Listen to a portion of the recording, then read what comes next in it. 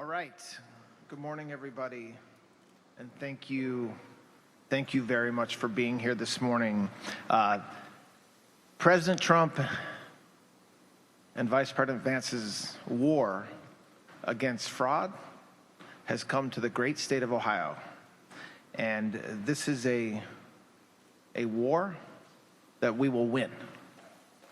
The team behind me, federal and state partners, have come together as one to battle what is a fraud crisis in this country. It has crippled our taxpayer-funded programs and robbed the American purse for too long.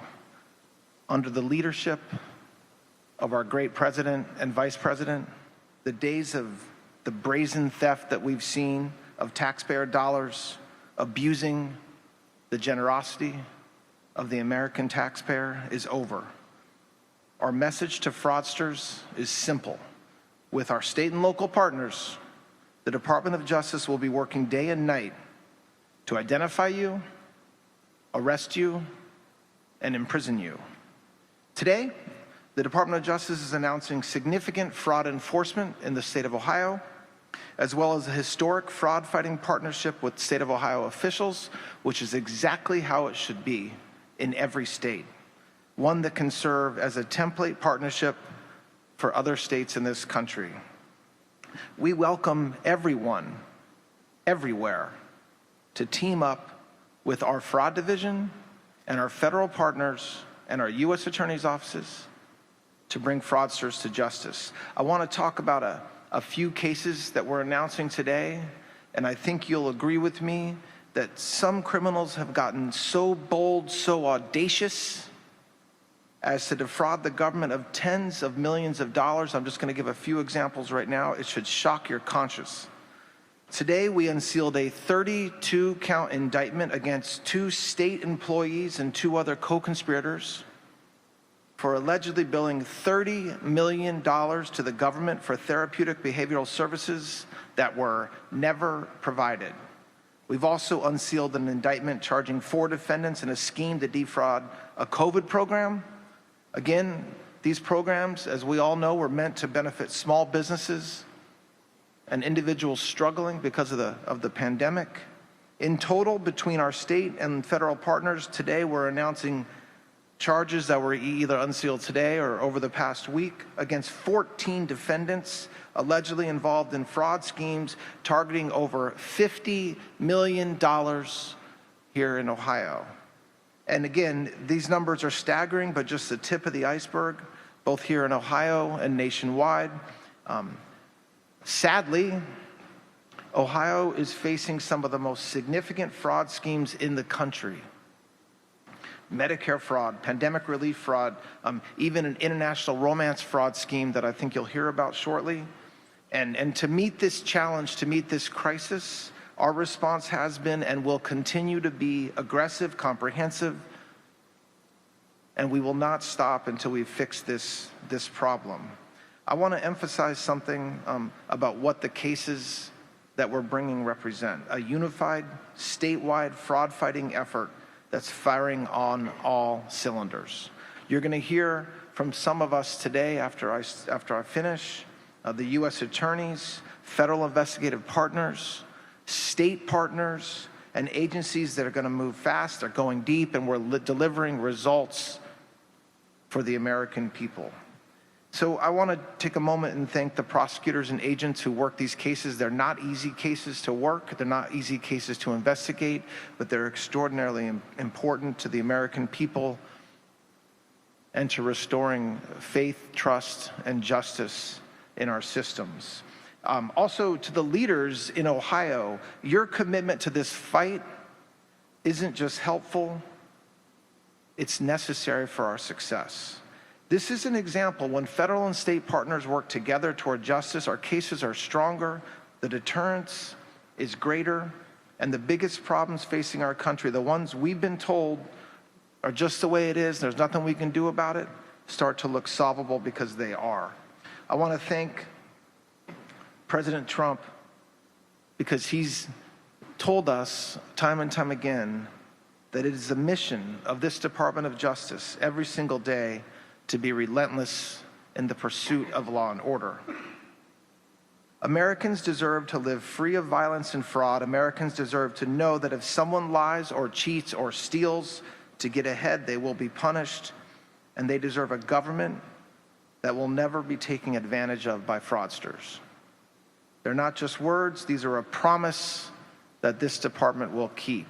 There's a lot of folks that want to say a few words, so I'm going to stop there, and I just want to, again, thank everybody behind me for being part of this fight, and it's now my honor to introduce the great Dr. Oz, who is, I can tell you from my phone and my text messages, working tirelessly 7 days a week to combat what we're here to address today. So I'll ask Dr. Oz to say a few words now. Thank you.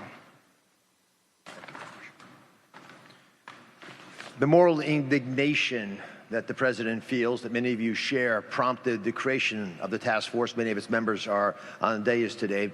Vice President Vance leads that endeavor and has boldly been able to create an all-of-government effect. All of government doesn't just mean all of federal government, it means all of state government as well. And I'm here representing Secretary Kennedy and some of the work that we've done looking at the numbers that are coming out of the federal government. Because the budget of CMS is large, it's $2 trillion roughly, it means it's a big target. And foreign players and maybe even foreign governments have been taking bits and pieces of this pie for a while, but they have been weaponized. And we see that here in Ohio, and we're speaking about the frustration that many Americans feel, left and right of the political spectrum, and certainly red and blue states both are experiencing this, which is why it was important for us to be here today. I was here last week with members of the CMS team, and we came because we're investigating home health care fraud, autism fraud, and a series of different ways that the federal government is being pierced with different arrows from criminal elements that desire to suck taxpayer dollars out of the federal government and out of state government coffers as well. I was visiting a facility called La Belle Home Health. It's run by a woman, Najumi Tatsing. You may not see her here today because she's in jail.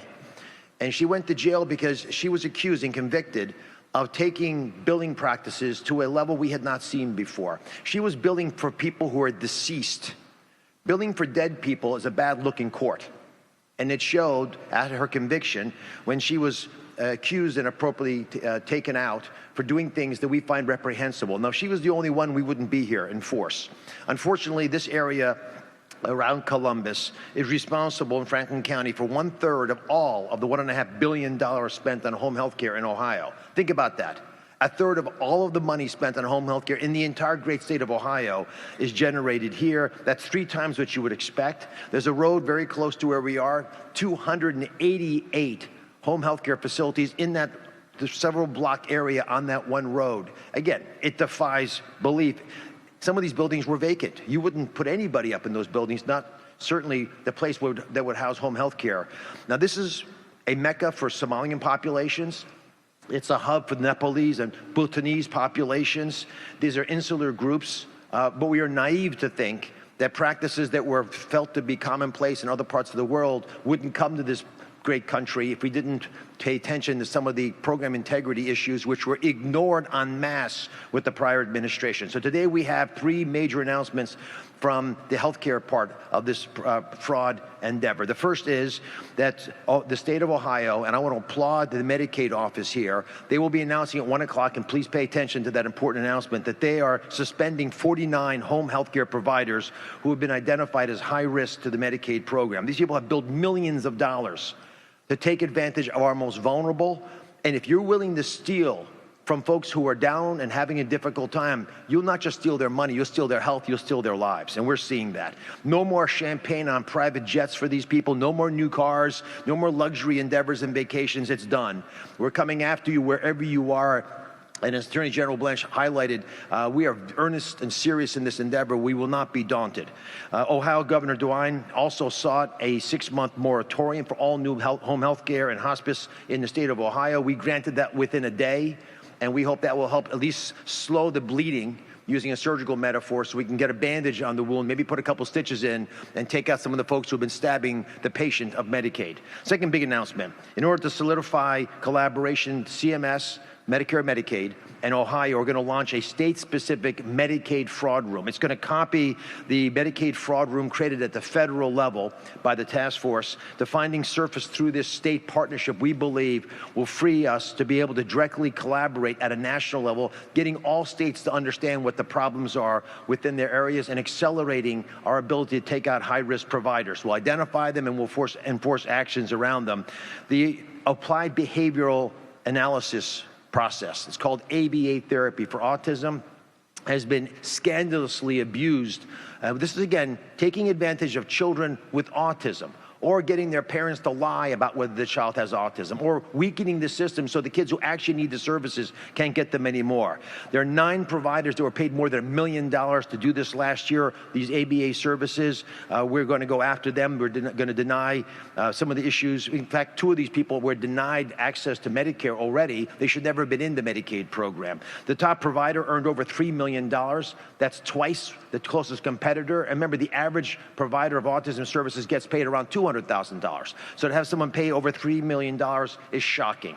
And the war room that's created with Ohio will be opening investigations on 2 home health care providers. And this war room is going to yield huge benefits.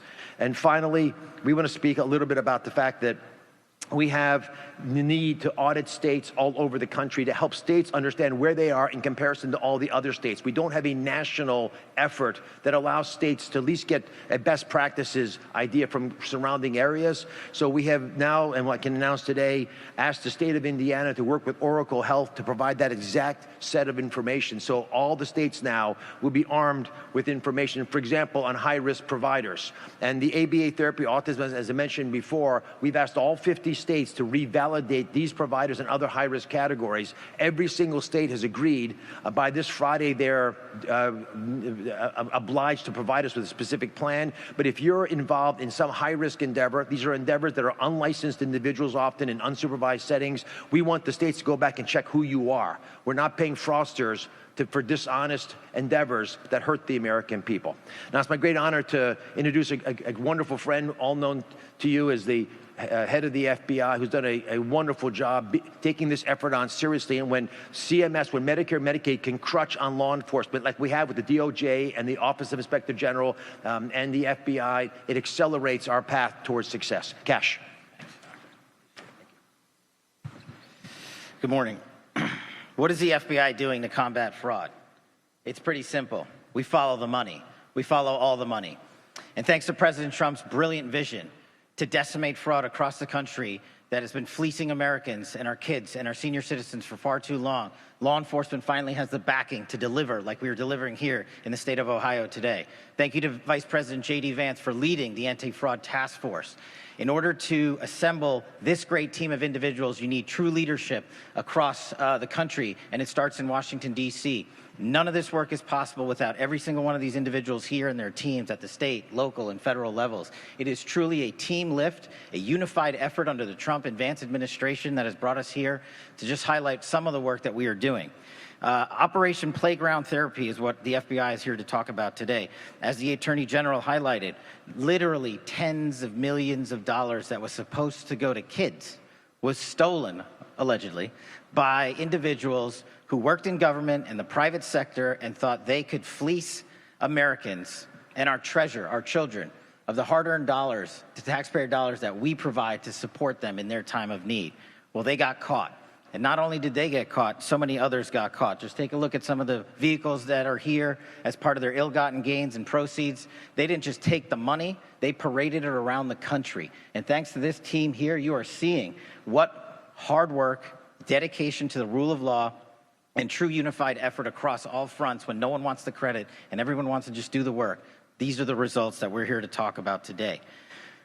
Importantly for the FBI, and thanks to Vice President J.D. Vance's vision, he had an idea. He said, hey, you guys have a top 10 most wanted list for all gangbangers, terrorists, narco-traffickers, murderers, and rapists around the world. How about we have a top 10 list for most wanted fraudsters? So, Mr. Vice President, thanks to your vision, we're here to deliver, and you see it here today. It is live officially on the FBI website. I want all Americans to take a look at these most wanted individuals and look at the amounts, the tens of millions and billions of dollars in fraud that they have decimated our societies from. We rely on you. Our best form of information is the American public. Take a look at this top 10 most wanted. Let us know any information. There is no bad piece of information. The only bad piece of information is the one you don't give us. So call 1-800-CALL-FBI or go to FBI.gov and help us apprehend more fraudsters. The last thing I want to talk about is the work of the FBI and the interagency isn't just domestic. The fraudsters have created programs overseas that have fleeced Americans of billions of dollars. The FBI has led that charge against scam center compounds stood up in Southeast Asia and the Middle East, freeing thousands of trafficked workers. Just in the last year under the Trump and Vance administration and the fraud initiative, we have captured and freed $8 billion in fraud in scam centers that were stood up by the CCP and other adversaries in places like Thailand, Laos, and Cambodia, and the Middle East. And we're working with our interagency and partners across the world to bring hundreds of individuals to justice. Just the other week in the Middle East, in Dubai, we arrested 300 individuals responsible for $4 billion in fraud. They prey on our senior citizens here from overseas. And this administration has made it abundantly clear there is no distance we won't travel to make sure we apprehend each and every one of these individuals. The FBI is leading the effort to scuttle these scam centers permanently, to free the traffic workers, and most importantly, to also secure our taxpayer dollars and make sure that this $8 billion and counting in scam center fraud that the FBI has delivered on so far only continues to grow.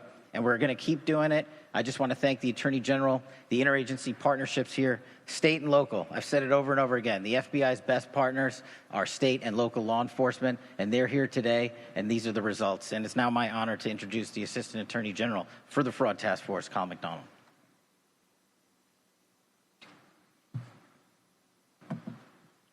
Thank you, Director Patel, and good morning to all of you. Thank you for being here. The war against fraud has come to Ohio, and we plan to leave no doubt as to who will win. That will be the team behind me, federal and state partners who have come together as one to battle the fraud crisis that has crippled our taxpayer-funded programs and robbed the American purse for too long. Under President Trump, Vice President Vance, and Acting Attorney General Blanche, the days of brazen thievery of taxpayer dollars is over. With our state and federal partners, the Department of Justice is rapidly deploying a fraud-fighting apparatus that is capable of fighting fraud no matter how big, no matter how small, no matter how hard. In the last 60 days, the Department of Justice has announced more than 550 fraud enforcement actions across the country, representing billions of dollars in attempted theft from the United States taxpayer. There is nowhere we won't go to fight fraud, and that includes here in Ohio. Today, Ohio's fraud-fighting team is uniting with us in historic ways to contribute uniquely to the fight against fraud. Attorney General Dave Yost, you'll hear from in a minute, is advancing an $11 million fraud action through the Medicaid Fraud Control Unit. And as he concludes his service in the Attorney General's office, we thank him for his years of commitment to Ohio and wish him well in his next chapter. The Fraud Division and Ohio Secretary of State Frank LaRose executed this morning a data sharing agreement that provides the Fraud Division access to corporate registrant data held by the state of Ohio. This data will be used in proactive data analysis to quickly identify ownership links between clinics, labs, and billing entities that fraudsters use and hide behind to obscure control over healthcare fraud and other fraud schemes. We thank Secretary LaRose for collaborating with us today. Auditor Keith Faber continues to set the standard for state-led fraud investigations and for building enforcement capacity and coordination. His office has applied to the DOJ's Special Attorneys Grant Program to detail special prosecutors to the Department of Justice's Fraud Division. And we welcome all state and local prosecutors to do the same and follow Auditor Faber's lead. Treasurer Robert Sprague has formally joined the statewide Benefits Fraud Enforcement Task Force initiated by U.S. Attorney Gerace. His office will aim to bring critical financial analysis capabilities that will strengthen our ability to identify irregularities, prevent improper payments, and safeguard taxpayer funds. Each of these steps taken by these state leaders strengthen our ability to accomplish our shared fraud enforcement mission. The days of information silos are over. The leadership here and the willingness to innovate and collaborate is raising the standard for every other state. Ohio is proving what's possible when federal and state partners move in lockstep. Smarter detection, stronger enforcement, and real protection for the American taxpayer. The truth is, we need all hands on deck in every state. The National Fraud Task Force, the Department of Justice, and the Fraud Division will work collaboratively with anyone who is committed to ending fraud in America and saving the taxpayers' money. To state and local law enforcement, if you have something that could use federal muscle, bring it to us. We want to help. To the attorneys and the agents on the cases that are being announced today, thank you for your dedicated hard work to achieve the aims of justice. To the people of Ohio, if someone offers you a medical perk that sounds too good to be true, it is. If you see fraud or even suspect it, tell us. Your reports protect your neighbors, your communities, and your tax dollars. You can report fraud to tips.fbi.gov or in Ohio at 866-FRAUD-OH. And now to the fraudsters. You reap what you sow, and your seeds are deceit, greed, and corruption. We are resolved to till every field and turn over every rock to find you and bring you to justice. To all my partners, thank you. Let's keep going, let's keep up the fight, and let's leave no doubt as to the score. And I'll now turn the podium over to our great partner at the SBA, Administrator Kelly Loeffler. Thank you, Mr. Assistant Attorney General. I'm truly honored to be part of the President's task force to eliminate fraud. I'm so grateful for his fight for the American people on this issue, and I'm grateful to Vice President Vance for his leadership and to Chairman Ferguson and the entire team here to take on their willingness to take on this issue and the criminals that no other administration has been willing to go after. Small businesses are our biggest job creator in the country, but they're also our nation's biggest taxpayers. Like every taxpayer, they deserve to know that the programs that they pay into will be there for those who need them, not siphoned away by fraudsters who would rather steal from hardworking Americans than become hardworking Americans. Since day one, the SBA has focused our efforts on the Paycheck Protection Program, which will go down as one of the most defrauded federal programs in American history. During the pandemic, our agency delivered $1.2 trillion that was meant for small businesses, of which the Office of Inspector General deemed $200 billion was stolen, including right here in Ohio. The Biden administration chose to look the other way, giving criminals de facto amnesty at the expense of your taxpayers. But this administration is choosing accountability. Last month, the SBA referred 560,000 borrowers to the DOJ and Treasury. That's over 500,000 borrowers to start collections and prosecutions for $22 billion in suspected PPP fraud. Today, we've announced suspensions for 140,000 borrowers across California, Minnesota, and Maine, totaling $9 billion.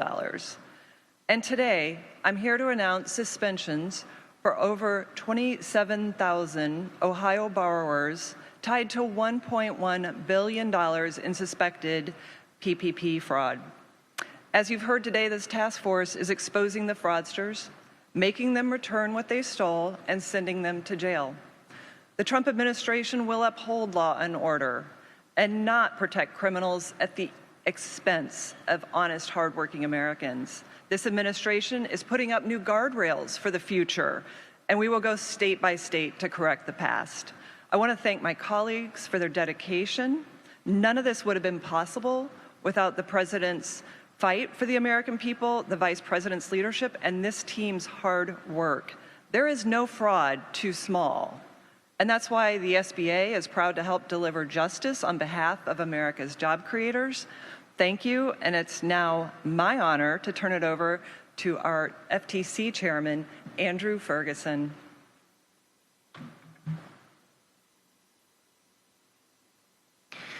Good morning.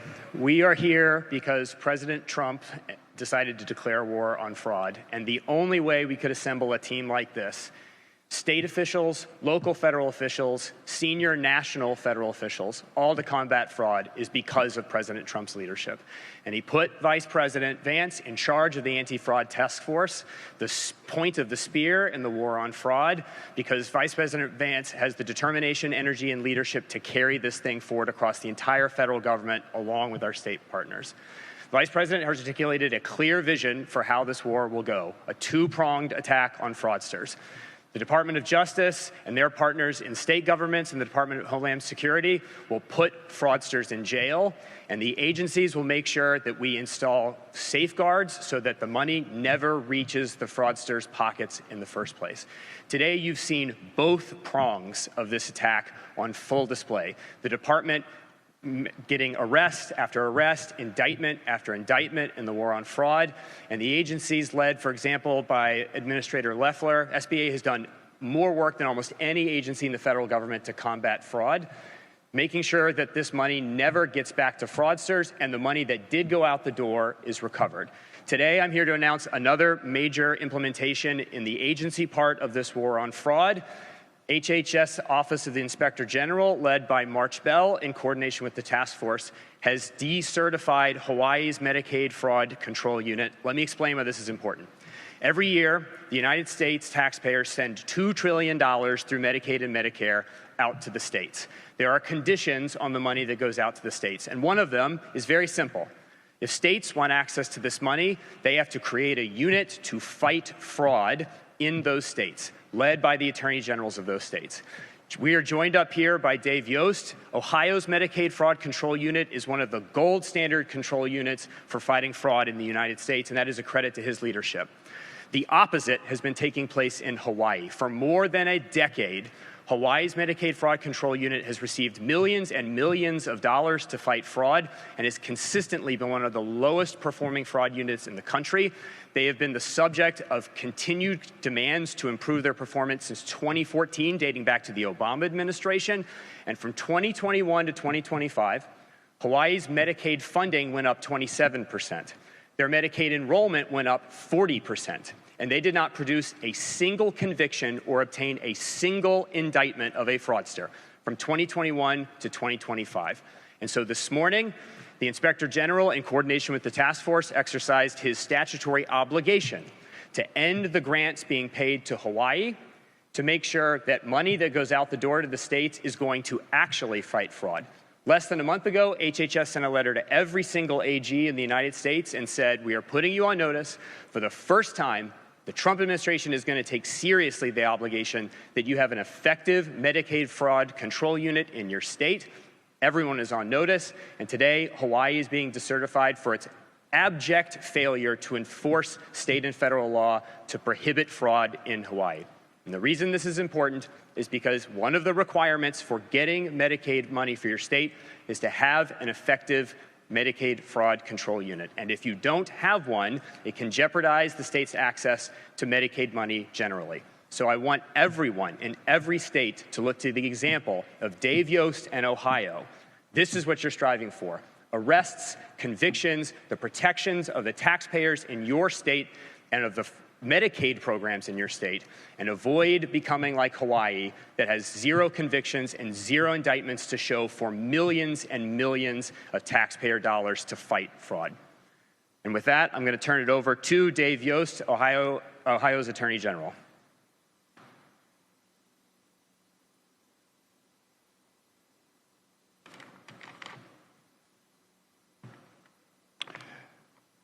We're grateful for the resources and the interest of the federal government. We are fully committed here in Ohio to working with our federal partners to get results. Today, we've heard about several enforcement actions.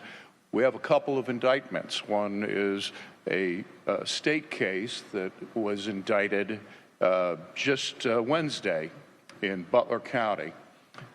We've been working on that case since the beginning of the year. And the federal case, which was indicted earlier this week in the Southern District, thanks to our partnership with United States Attorney Dominic Gerace, began in September of '24. These cases are pieced together by skilled investigators, people who have worked on this their entire career and burning the shoe leather that it takes to build a criminal case. You know, I began my career many years ago as a journalist. I've put together a story. I know what it takes to put together a story. I also know what it takes to put together a criminal case by proof beyond a reasonable doubt. And it takes a lot longer to go to court with the case. I'm proud of my team that's put together these cases. In total, over $42 million just in these two cases.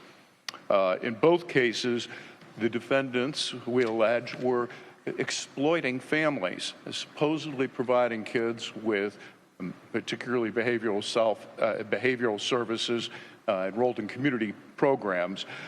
The kids didn't even know they were enrolled in these programs, much less get any of the services, neither do their parents. Complete fraud, top to bottom. I will repeat what's already been said. If you see something, say something. This is your money that's being stolen. I want to just point out that today marks something different. I've been engaged in this fight since I was the elected Auditor of State back in 2011. Through my 8 years as Auditor of State and almost 8 years now as Attorney General, I have been doing Medicaid investigations, prosecutions. I have never had the level of interest and support from the federal government under any administration that you're witnessing here today. It's been a sometimes lonely fight against fraud, but it's no longer a lonely fight. And what's the difference? President Trump, Vice President Vance, and this team that you see arrayed here today, these senior federal officials who could be anywhere else, who have serious duties, are saying, this is the most important thing. I'm going to be here. We're putting everything on the field. I'm grateful for your commitment, and I look forward to the continued partnership as we work together for the people of this state. And David Toepfer is the United States Attorney for the Northern District.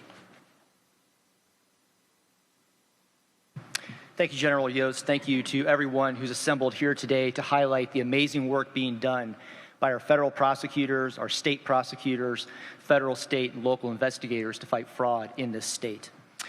Our office is announcing today that we have charged 5 individuals with conspiracy to commit wire fraud and conspiracy to engage in money laundering. These are individuals, 4 of whom are from the nation of Ghana. 1 is a United States citizen. These defendants were part of a criminal network that devised a romance fraud scheme to obtain money by targeting elderly Americans in this country and using social media platforms. They engaged in highly advanced techniques using artificially intelligence-generated videos in order to engage people using false personas, developing close personal relationships with them, and ultimately stealing their money. Once they established trust, they used false pretenses and stories about vast inheritances of money, gold, or diamonds, and then convinced these elderly Americans to help finance bogus legal proceedings in the nation of Ghana.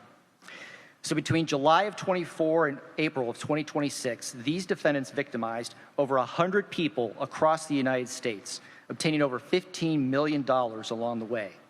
They then used this stolen money to buy a mansion in Ghana, diamond-encrusted jewelry, a Lamborghini, and other high-end luxury vehicles. All of those assets have now been seized and are going through the forfeiture proceedings so that they will not profit from their fraudulent efforts. To date, 2 citizens from Ghana have been arrested. 1 United States citizen has been arrested and is detained here in the United States pending trial. 2 other citizens in Ghana are awaiting extradition to this nation.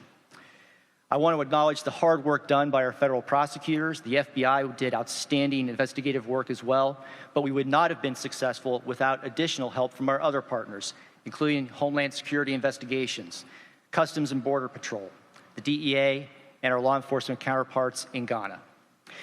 These indictments send a stark message and warning to criminals everywhere that we will not tolerate the victimization of our elderly loved ones and neighbors, and we will hunt you down to the ends of the earth to ensure that you are brought to justice and will never benefit from your criminal activity. I would now like to turn over to my colleague, United States Attorney Dominic Gerace.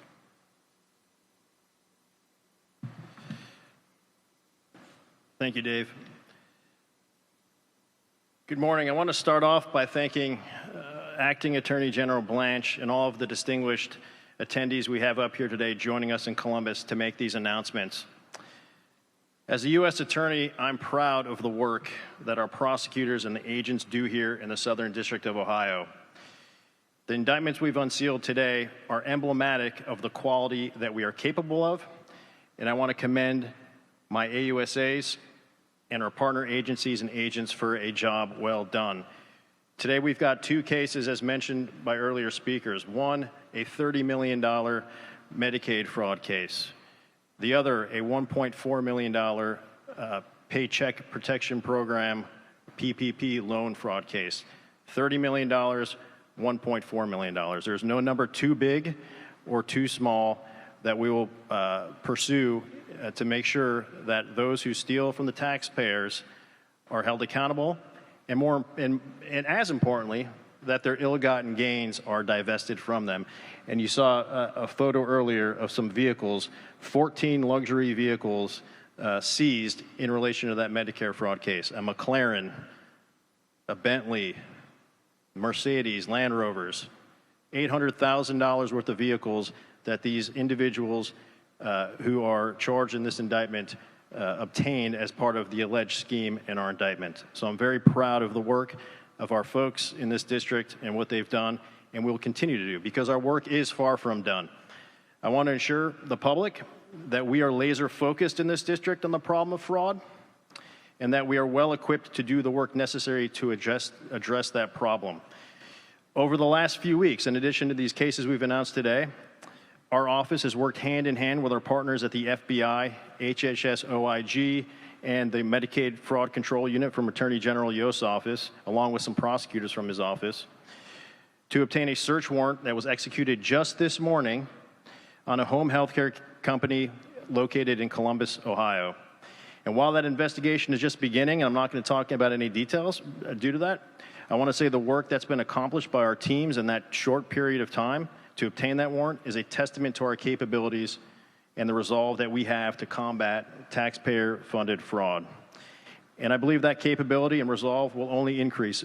We've announced today that we've assembled in the Southern District of Ohio a fraud task force similar to a task force that's being assembled in the Northern District of Ohio by my colleague Dave Toepfer. That task force is designed to operate similarly to how we operate in the violent crime space. We're going to identify and target fraud offenders. We're going to be intentional about that, and we're going to make sure that we're injecting a greater sense of urgency into fraud cases than ever before. So I want to thank all of our attendees here today for coming to Ohio. It's an important time to focus on fraud in Ohio. I want to commend all my staff and prosecutors and the agents we work with, and I want to thank all the state and federal agencies up here today. All of those agencies have committed to our fraud task force in the Southern District, and we're looking forward to continuing the hard work that's already been done. Thank you. I'm now going to turn it back over to Attorney General Blanche. All right, thanks a lot, everybody. Thank you, Dominic.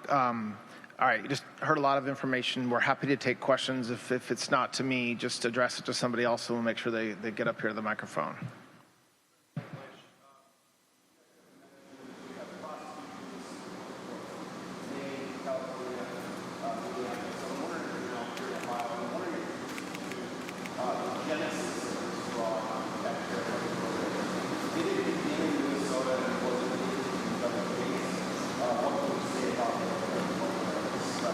So the question is, how did this fraud start? I mean, I think it's been going on for a very long time. And by the way, the Department of Justice has prosecuted fraud cases for decades. This isn't a new thing we're doing. But what we realized over the past several years, there were certain jurisdictions, including Minnesota, where the compliance was so lax or non-existent that you could literally just steal millions and millions of dollars with nobody even checking, with nobody even investigating. And so when you talk about what Dr. Oz was talking about just stopping the flow of money, that's different than a criminal prosecution. That's a very basic step to say, wait a second, we're not supposed to be giving you money, putting aside whether you're committing a crime or not.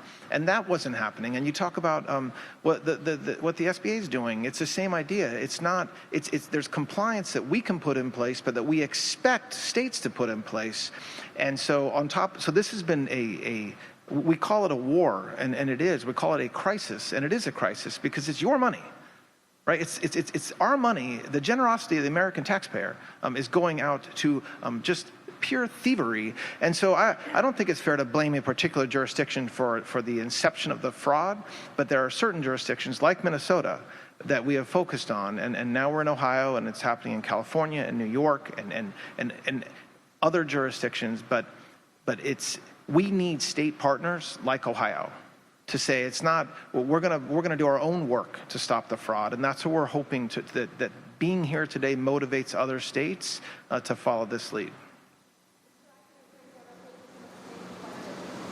Something that we hear all the time, I'm sure you guys do also, is people want their money back. Can you speak to how difficult that is, and also about how your papers emphasizing prevention because it's so much better to be on the front end? I know this is a two-pronged approach as Ferguson speaks, but maybe you can address about the money and then about the money. It's a great question. If there is a 5-year fraud that we charge, and we, like you just heard from our U.S. attorneys, we're getting cars, we're getting jewelry, we're getting homes, we're getting cash, but we're catching it at the end. Obviously, money is spent along the way. We're not going to be able to recover everything, and it is has to be a priority, and it is a priority to when we go after somebody to make sure we do everything we can to get their ill-gotten gains. It again goes back to what Dr. Oz was talking about, though. Stop giving them money. Right, so when we turn off the funds because either states or we know that whether it's a center, whether it's a program, whether it's a hospital, whether it's an individual is not qualified, that also stops the flow of money. But it is our mission, and you heard about it today in the forfeiture proceedings that are happening, to not only arrest the bad guy, but also to get every single dime that they made off of this, because we have to create a disincentive that should not be worth it for these guys to do what they're doing. And until very recently, this was a phenomenal opportunity if you were a criminal. It was unchecked, the money was unlimited, and you could go, like you heard, you can go and buy houses, buy cars, and so that's what we're stopping.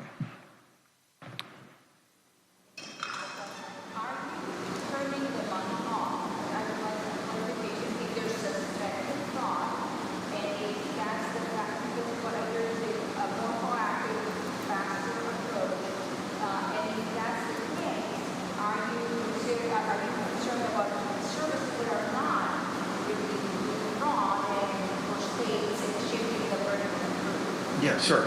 Dr. Oz, want to answer that one?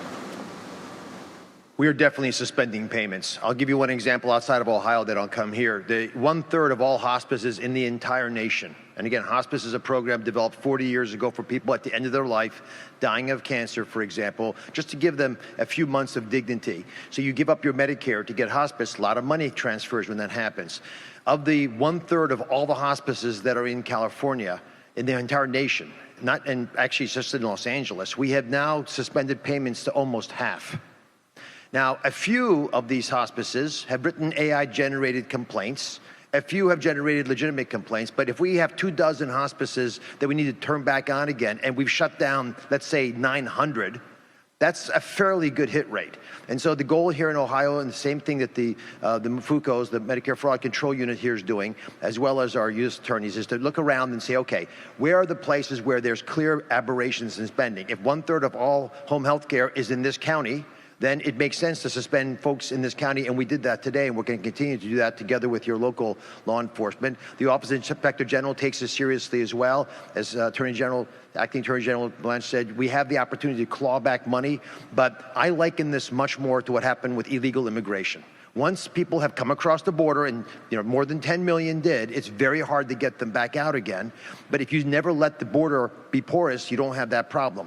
This administration under President Trump very clearly demonstrated it was just an act of desire. If you put your mind to it, you can do it. We don't have illegal immigration right now, thanks to federal enforcement of those laws. The same thing could happen in healthcare if we put our mind to it. We control our destiny. It is up to us.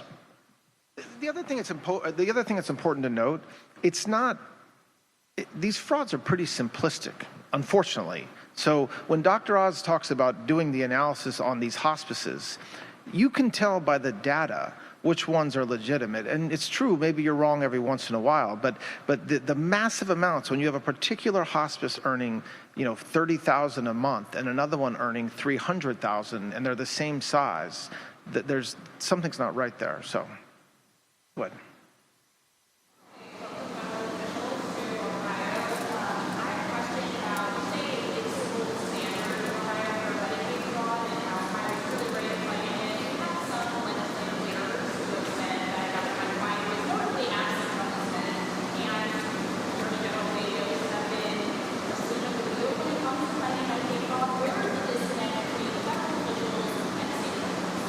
Well, I'm not going to speak to what state officials here have said. I can only tell you about what we see and the results that we react to. What Colin talked about earlier about needing federal and state to work together in every state.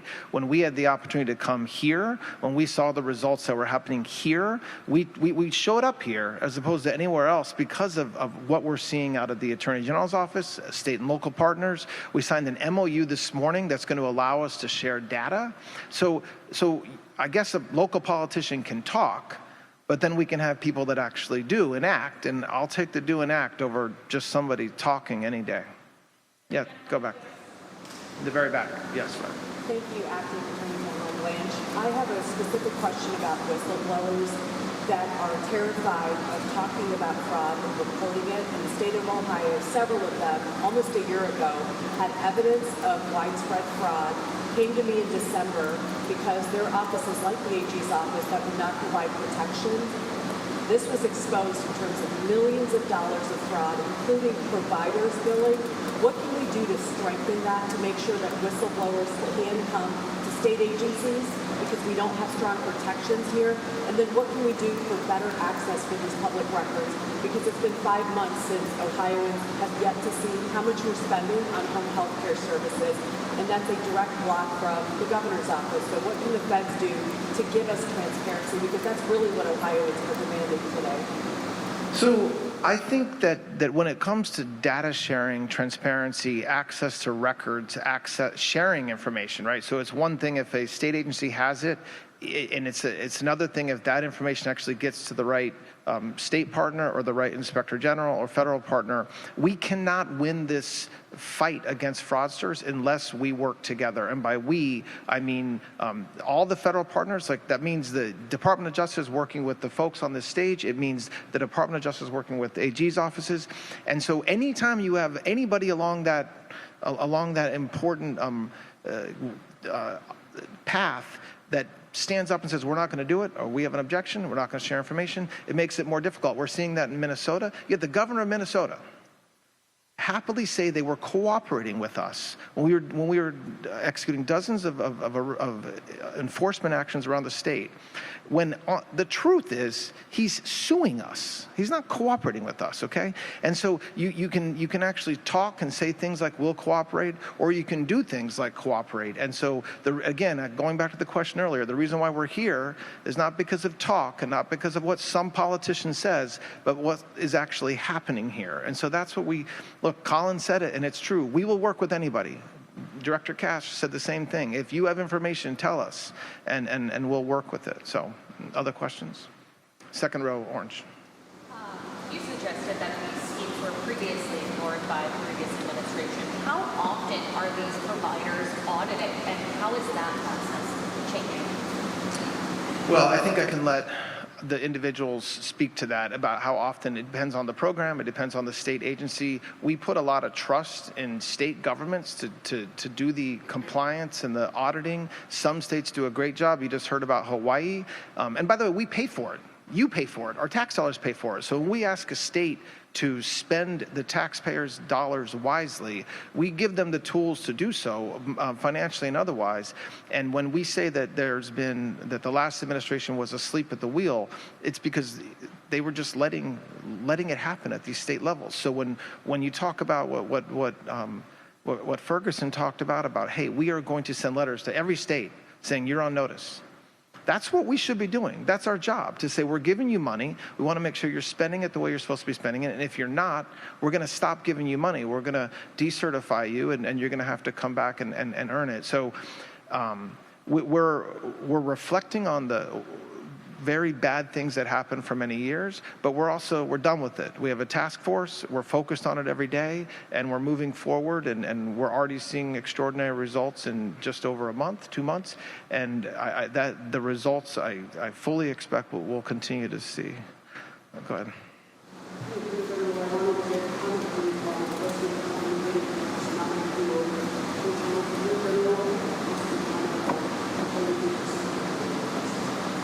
So yes, obviously I'm honored and humbled that the president indicated he was going to nominate me today. I was with him last night at the dinner when he said that. I was confirmed a year ago to be the Deputy Attorney General. I still am the Deputy Attorney General. I will work with the senators. I have a good relationship with the Senate of both sides. I don't say no to phone calls. I'll meet with anybody that wants to meet with me. And I think the work that this department has been doing since President Trump took office, if you look at any stat across the board, it's much better. We're much safer. Our communities are better off. Drugs are coming off the streets, and that's what President Trump expects, and that's frankly what I think everybody in this country expects. So I'm looking forward to working with the senators and getting them the information they need through the confirmation process. Last question. Yeah.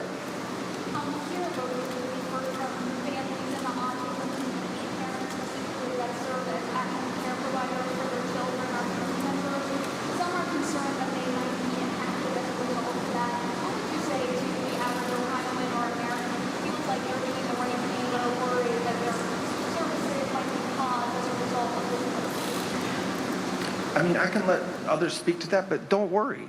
I mean, the American people, the American government is extremely generous, and we want to help those among us that need financial help or services. That's why we have these programs. They're good programs. Nobody up here has said that having programs to help families with autistic children is a bad thing. So if you are a parent or somebody who works or runs a center that's doing the right thing, you ought not worry, because what we're doing is actually protecting you. What we're doing by going after the people that are taking advantage of the money and the programs that Congress has put in place and that the president fully supports, is we are making sure that the money goes to the right people. So I don't know if that's true. I think that people that are doing the right thing and parents that are doing the right thing and businesses that are doing the right thing are not worried. They're sleeping well at night because they know that we're not targeting them. We're not targeting people that are doing it right. We're targeting the criminals that are doing it wrong. Okay. All right. I want to thank everybody for coming today. Again, as we end, I want to thank the people on the first row and the second row here. This is a good day for Ohio, even though we're talking about crimes and fraud and stopping it. And so thanks to our partners and thank everybody for being here today. Thank you.